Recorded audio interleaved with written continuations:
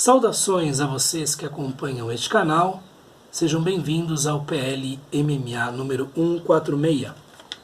Continuando nossa série, chegou o momento de falarmos da porção final da meditação de número 18 do livro 11 da obra de Marco Aurélio Antonino, isto é, dos artigos ou parágrafos 7º, 8º e 9º e conclusão dessa meditação.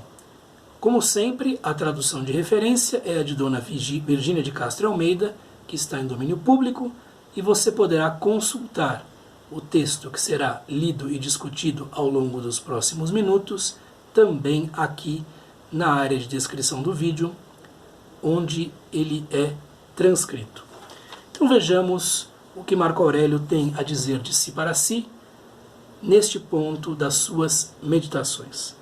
Lembremos-nos de que ele estava discutindo consigo mesmo estratégias para não cair na ira, ou para rapidamente voltar a uma disposição de espírito melhor se isso acontecesse. São 9 artigos que correspondem às 9 musas, nós já veremos essa espécie de comparação ou de ilustração, digamos assim, retórica, feita por ele, e ficamos aqui com os últimos 3 artigos, com as últimas 3 estratégias. 7º, considera que não são as ações dos homens que nos atormentam, pois tem a sua razão no espírito que os guia a eles, mas sim a opinião que dessas ações formamos. Portanto, resolve aniquilar em ti a opinião de que essas ações são indignas, e a tua cólera desvanecer-se-á. Suprimir como? Refletindo que nessas ações nada há de vergonhoso para ti. Ora, o verdadeiro mal consiste apenas no que nós próprios fazemos de vergonhoso. Se não fosse assim, serias tu culpado das ações dos outros e poderias ser um bandido ou malfeitor qualquer. 8º. Como as cóleras e desgostos que essas coisas provocam são mais penosas do que as próprias coisas que nos irritam e afligem. 9º. Pensa que a benevolência é invencível, sendo sincera, sem afetação nem falsidade. Com efeito, que mal pode fazer-te o homem mais violento se te conservas benévolo para ele, se oportunamente o exortas com doçura, se no próprio momento em que diligencia fazer-te mal, lhe dás, sem te zangares, esta lição: não, meu filho, nascemos para outro fim, e esse mal que pretendes fazer-me não cairá sobre mim, mas sobre ti. E demonstrar-lhe com jeito, por meio de considerações gerais, que é assim, e que nem as abelhas, nem animal algum cujo instinto seja viver em sociedade, procede como ele. E é preciso fazê-lo sem ironia, sem insulto, mas com afeição verdadeira e sem rancor na alma. Não como um mestre-escola, nem com o sentido de granjear a admiração de testemunhas, mas como se estivesses só com ele, ainda que outras pessoas se encontrem presentes. Muito bem, vejamos aqui o que Marco Aurélio diz de si para si. Há mais uma conclusão que nós retomaremos daqui a pouco.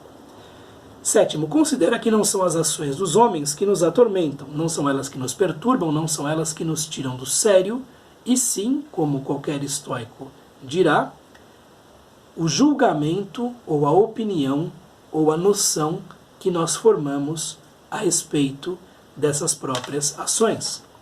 E, para os estoicos, um indício de que é assim mesmo é o fato de que as pessoas reagem de maneiras diferentes a situações muito similares, quando não iguais, porque elas julgam de maneira diferente aquela situação e reagem em conformidade com o seu julgamento. Alguém que esteja sendo sempre muito assolado pela ira, evidentemente, está julgando em demasia os atos dos outros e as situações que envolvem essa pessoa como insuportáveis, como intoleráveis, como injustiças, como escândalos, como coisas que um indivíduo decente não deve aceitar. Pois essas ações têm a sua razão no espírito que os guia a eles. O espírito que os guia a eles é o hegemonikon, isto é, a mente diretiva de cada uma dessas pessoas. A mente diretiva de cada uma dessas pessoas é que decide agir assim ou assado. E, portanto, uma boa ação ou uma má ação é problema, digamos assim, é questão ou é responsabilidade, melhor dizendo, desta mente diretiva em questão. Se alguém age mal, para um estoico, o problema é de quem age mal, e não de pessoas que estejam envolvidas nessa má ação. É claro que nós podemos nos indagar até que ponto é possível abrigar este modo de pensar dentro de nós, né? Mas sim a opinião que dessas ações formamos, mas sim o julgamento, o juízo que formamos a respeito dessas ações, né? Que é a chamada hypolepsis. Hypolepsis, que é um dos elementos que Epicteto chama de ephremin, né? Isto é, dependentes de nós, em nosso poder, né? Sob nosso domínio, sob nosso controle, em cargo nosso, como diz a tradução do professor Aldo Dinucci. Portanto, suprime, retira, resolve aniquilar em ti a opinião de que essas ações são indignas e a tua cólera se desvanecerá. Quer se ver livre da ira, da cólera, com todo o sofrimento que ela traz? Basta que você destrua dentro de si mesmo ou de si mesma a ideia de que aquela ação ou aquela situação são coisas ruins, são coisas insuportáveis. E a cólera vai embora. Ah, não é tão ruim assim, ponto, acabou. Né? Suprimir como? Mas de que maneira? Porque não é tão fácil. Né? Não é tão fácil. Refletindo que nessas ações nada há de vergonhoso ou de ruim ou de, enfim, pesado para ti. Né? Ora, o verdadeiro mal consiste apenas no que nós próprios fazemos de vergonhoso ou de não honesto. Isto aqui é um artigo de, digamos assim, fé dos estoicos. Isto é, o mal é o mal praticado pelo indivíduo X ou pelo indivíduo Y, ou pelo indivíduo em questão. O que venha de fora está no domínio dos indiferentes, está no domínio daquilo que nós não controlamos. O que efetivamente nós controlamos é a maneira como vivemos, como reagimos, como nos relacionamos com o ambiente. O que vem de fora, propriamente, são coisas para além da nossa alçada. Se não fosse assim, serias tu culpado das ações dos outros e poderias ser um bandido ou um malfeitor qualquer. Isto é, pelo fato de estar cercado de pessoas não boas ou de pessoas que agem mal, esse mal externo acabaria contagiando você. E o que acontece não é isso. Então, Marco Aurélio aqui reconhece a sua autonomia frente ao meio em que vive e reconhece, lastreado na filosofia estoica que ele professava e que era o guia da sua vida, que as individualidades se separam e que, portanto, ele procura agir bem e, se os outros agem mal, acaba sendo problema desses indivíduos. É um modo interessante de pensar, é uma ferramenta interessante para nós, é uma estratégia que pode nos servir. Né? Oitavo, como as cóleras, as iras e desgostos que essas coisas provocam são mais penosas do que as próprias coisas que nos irritam e afligem. Eu acho que a tradução aqui não pega o poder, né, deste pensamento, porque acaba ficando um tanto vago, né? A ira e o desprazer que seguem dela provocam em nós danos muito mais graves do que as próprias coisas pelas quais nos irritamos ou sentimos desgosto. É isto que diz mais ou menos a tradução de Maristella Ceva no italiano.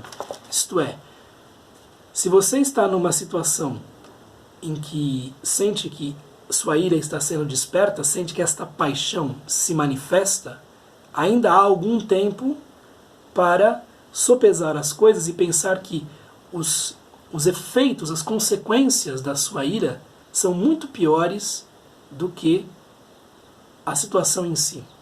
Você vai trazer para a situação uma série de elementos a mais potencialmente daninhos.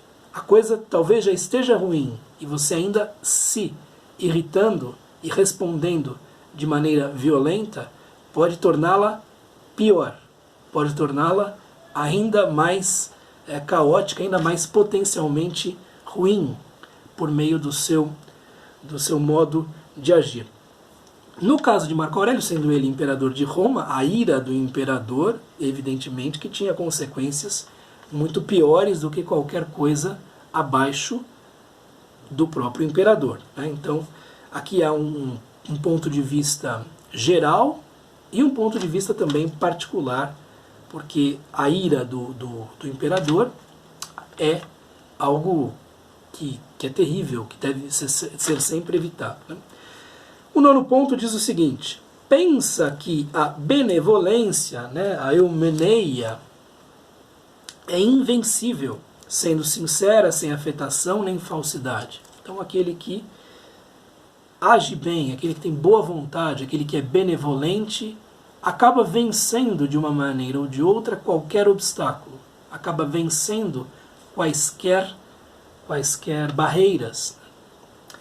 Com efeito, que mal pode fazer-te o homem mais violento se te conservas benévolo para ele, se oportunamente o exortas com doçura, se no próprio momento em que diligencia fazer-te mal, lhe dás sem te zangares esta lição.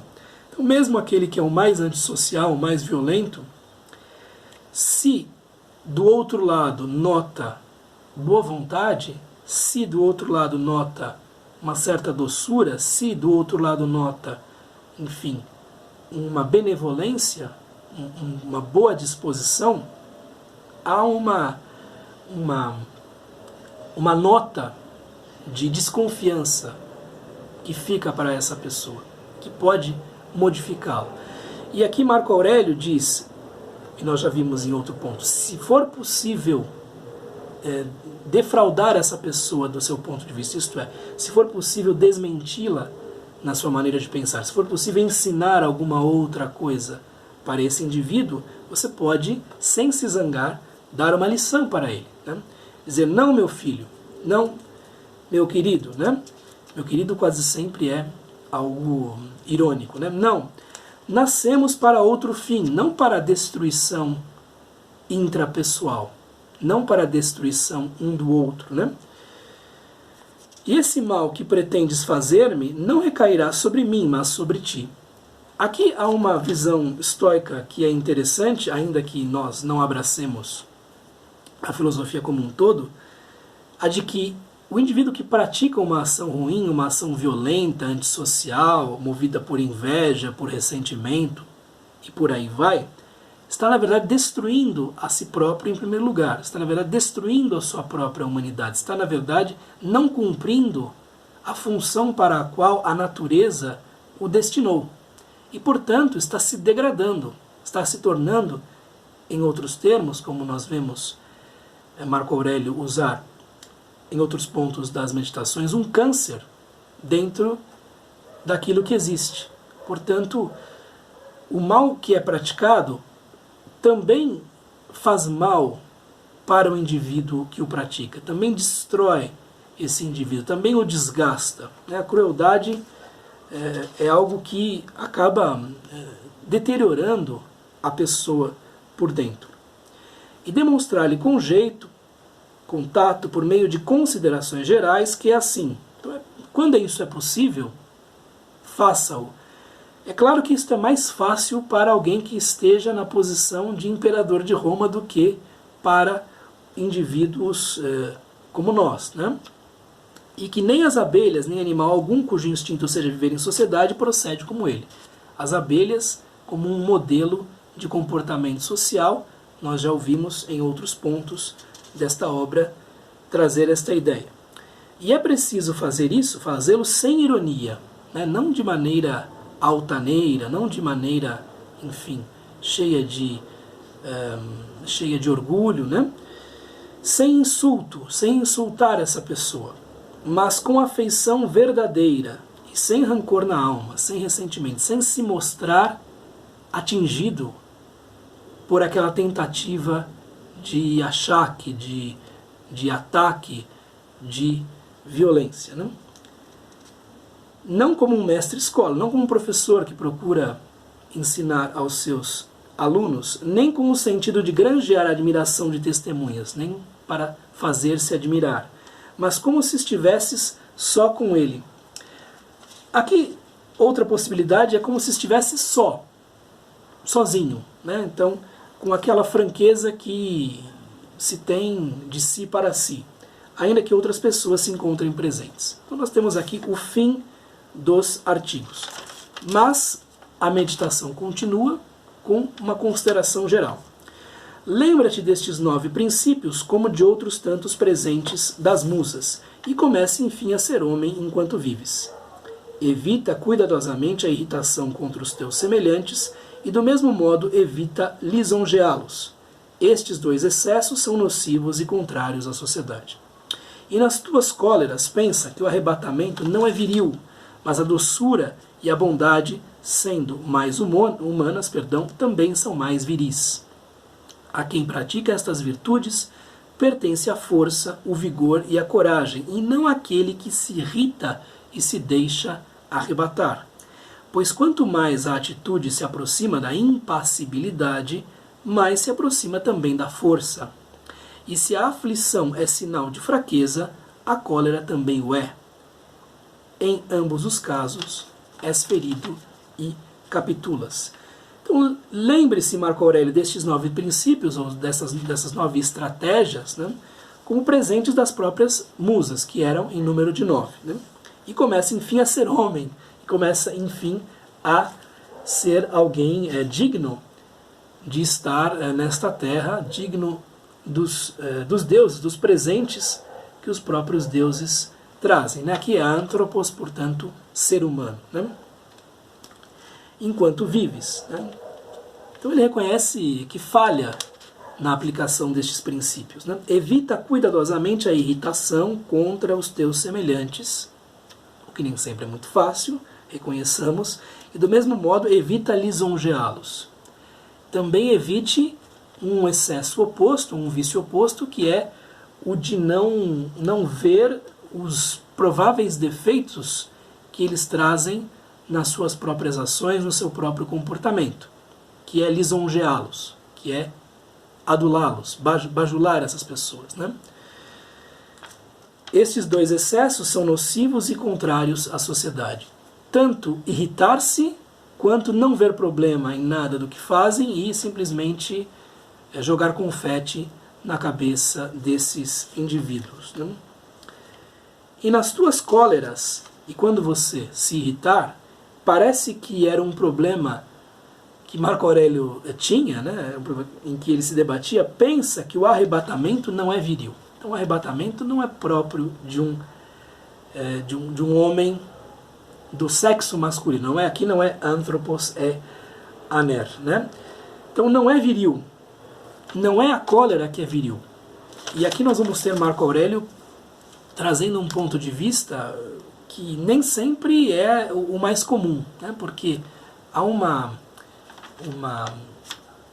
identificação, até hoje, né, do homem com a cólera, com a impulsividade, com o ímpeto, né?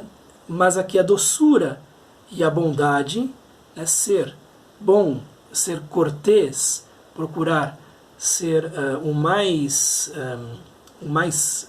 gentil possível, sendo mais humanas, sendo mais dignas de um anthropos, também são mais dignas de um aner. Ok? A quem pratica estas virtudes pertence a força. Quem tem estas virtudes tem força por quê? Porque, em primeiro lugar, tem força sobre si próprio. E aqui é algo interessante. Tem força sobre si mesmo. O vigor e a coragem, e não aquele que se irrita e se deixa arrebatar. Eu creio que seja uma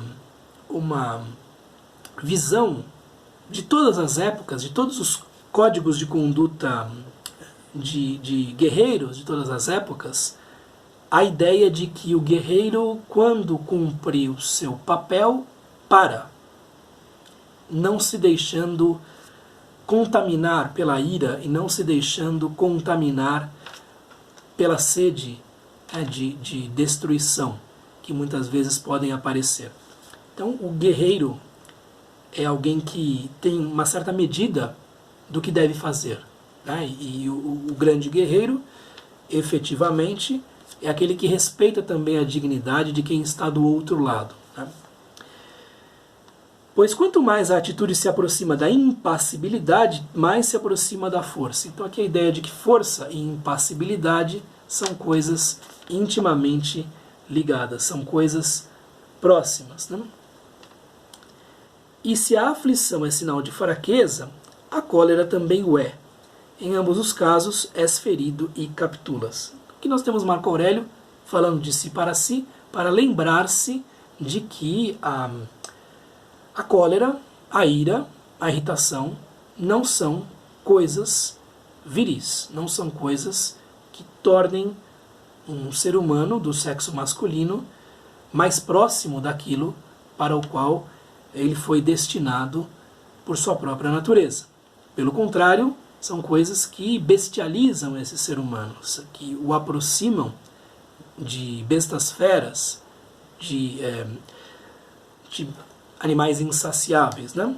Lembrando-se sempre que o animal, especialmente aí os mamíferos superiores, não se move por ira propriamente. Né?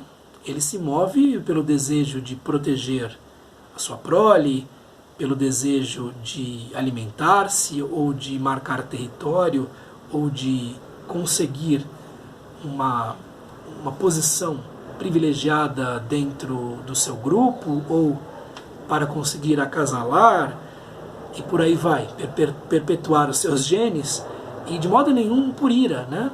Então nós fazemos essa identificação de certos mamíferos superiores como irascíveis, mas eles na verdade obedecem a instintos, o que, dizem muitos, né, não existe no ser humano. Né? Se não me engano, Arnold Gehlen, né, que diz que não existem instintos no ser humano. O ser humano não tem essas respostas rígidas a estímulos. Né?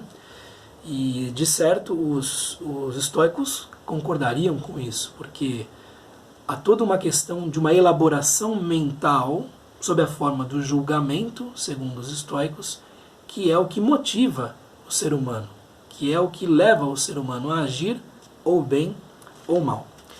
E se queres, recebe ainda este 10º presente. Quereres que os maus cometam erros é loucura, pois é desejar o impossível, mas permitires que as cometam contra os outros, e não quereres que as cometam contra ti, é loucura e tirania. Ficou faltando aqui no que Dona Virgínia de Castro traduz, né?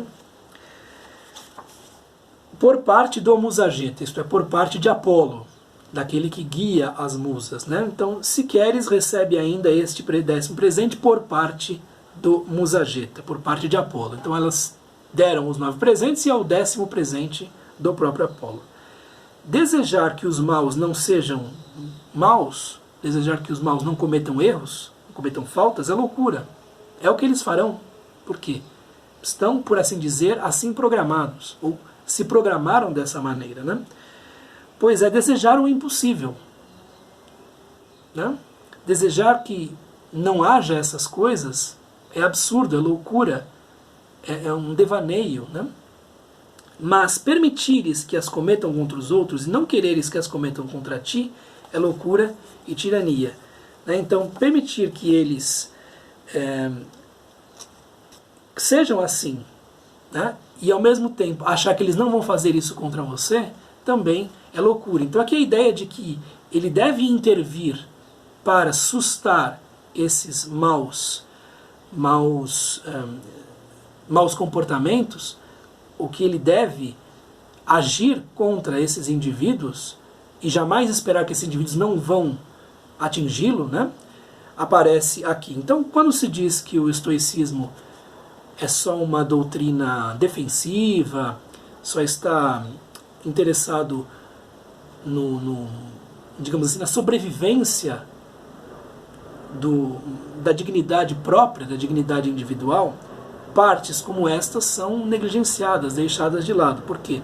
Permitir que esses que são maus, ou que agem mal, né? Ou que, enfim, estão imbuídos de más intenções, cometam contra os outros, né? E não querer eles que cometam contra ti é loucura e tirania. Então, não haja como tirano, Marco Aurélio. Então, procure a justiça, procure enquadrar essas pessoas, né? E ao enquadrá-las, você também estará se poupando, também estará se protegendo desses maus indivíduos, desses indivíduos que agem de maneira antissocial. De todo modo, agir na sociedade sem estar tomado pela cólera, sem estar tomado por uma paixão. Agir da maneira o mais impassível ou imperturbável possível é o que Marco Aurélio desejava de si para si, e eis aqui 9 ou 10 estratégias para não se deixar contaminar por esses maus sentimentos. Eis o que eu tinha a lhes dizer e continuamos no próximo vídeo. Um abraço. Tchau.